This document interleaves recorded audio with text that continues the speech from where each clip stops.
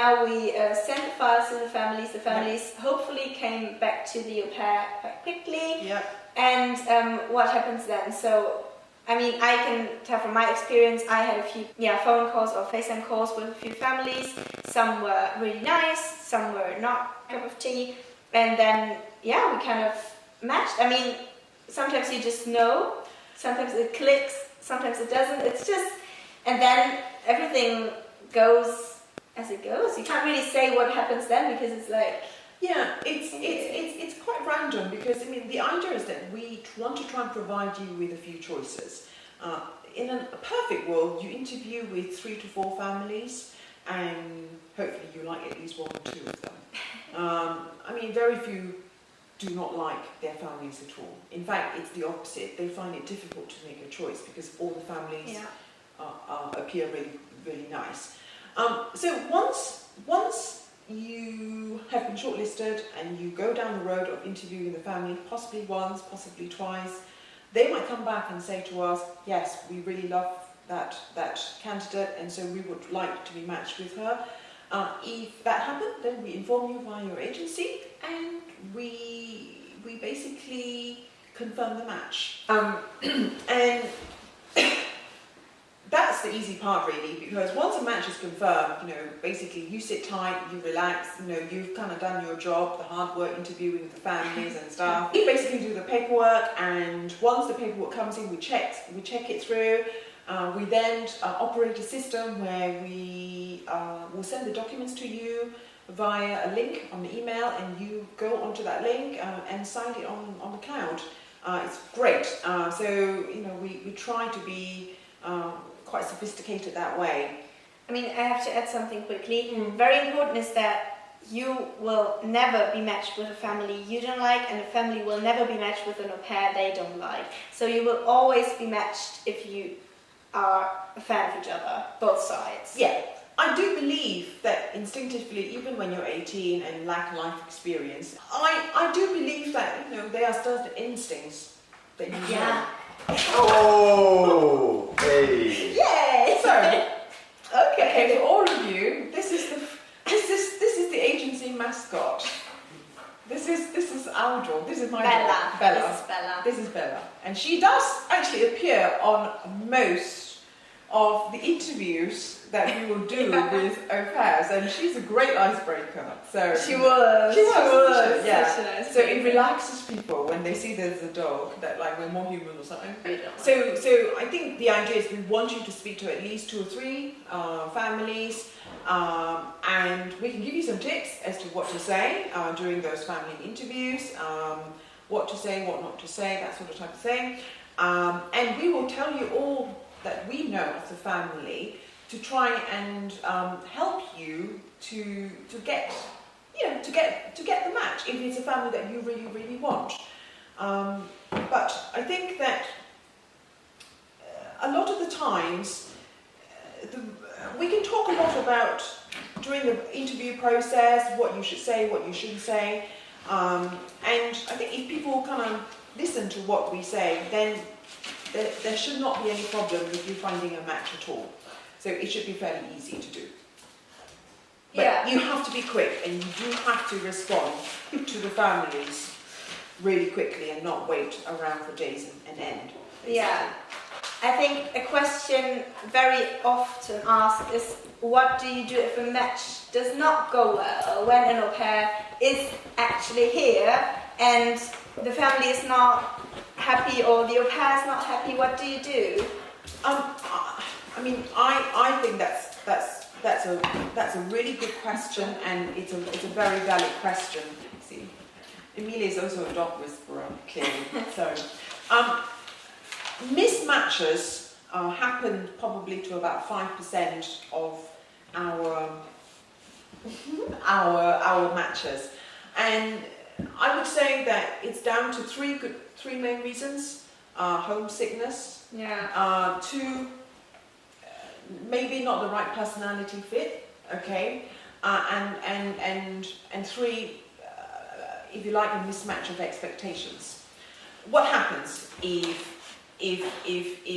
the match is not successful?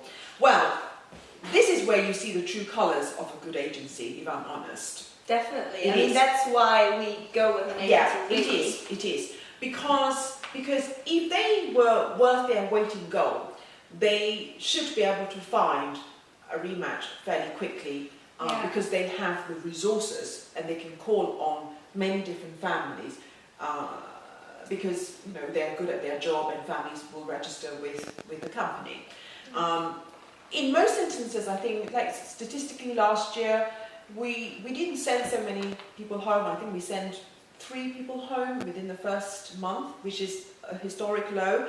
We had probably about another sort of 3 or 4 what we call rematches, did quite work out with one family. There's not got to be any specific reason why. Nobody did anything bad. Just as I said, not the right personality fit, and we were able and fairly quickly able to rematch them. So next question would be, how would you react? Or in addition to the other question, how would you react when an au pair calls you crying, I really want to go home, I'm not happy with the family? What do you do? How do you react? I mean, first of all, I think, look, if I'm honest, if you're not homesick, you're not human. That's the first thing to say, okay? It is really common, and yes, we Skype, FaceTime girls, and boys actually, all the time, during the first month. So the first thing to say is that we totally understand, and we will treat each case with great sympathy. I mean, I try not to judge, and how can I? Because I know what it's like, because I did the same thing, I don't know, 35 years ago, coming to this country. So I remember what it was like. So we will always try and summarize what the problems are, whether it's genuine homesickness, whether you want to continue with a rematch, or whether you want to go home. And whatever decision you make, we will always try and respect it. We may not like it, but we have to respect it. So the first thing to say is that if your match doesn't go well, okay, life sucks. And you feel like you're the only person in that moment, but trust us, you're not. And as I said, it will happen to at least 5% every year. The key question is whether you're going to be part of the 5% or the other 95% who are happy. Yeah, so if an au pair calls you being completely unhappy, you would just try to find out if it's just homesickness for this moment, or if it's like a genuine unhappiness with family. Absolutely. When an au pair first arrives, Emilia, I mean, we basically check in week 1, month 1, month 3, and roughly month 6.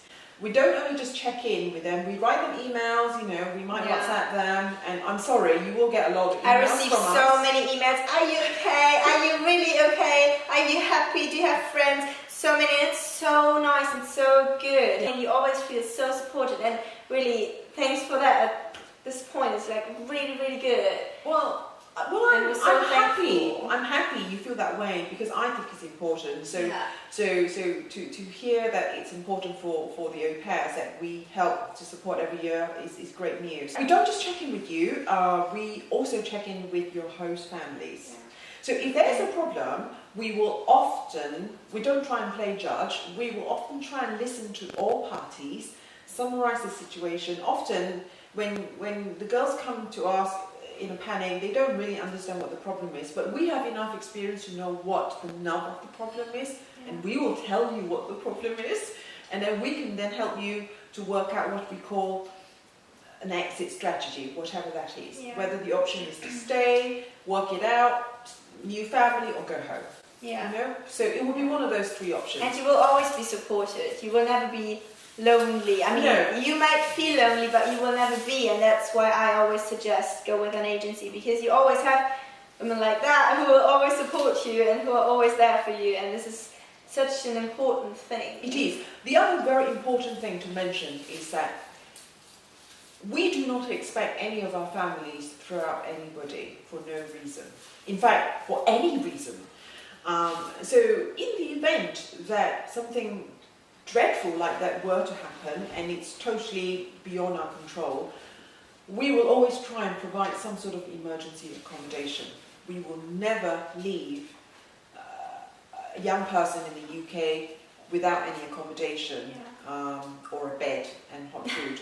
You know, if it's a case of us having to go and drive and pick you up and bring you back to our house, which we have done in the past, we will do that. Guest rooms over there. Guest rooms over there. Kitchens over there. Yeah, it doesn't happen very often now, I should say, which is a good thing. But definitely. yeah, yeah, but you know, it's happened in the past. Yeah. And when it does happen, it's not very nice. Okay. And needless to say, if that family does do that, we will not be working with that family ever again.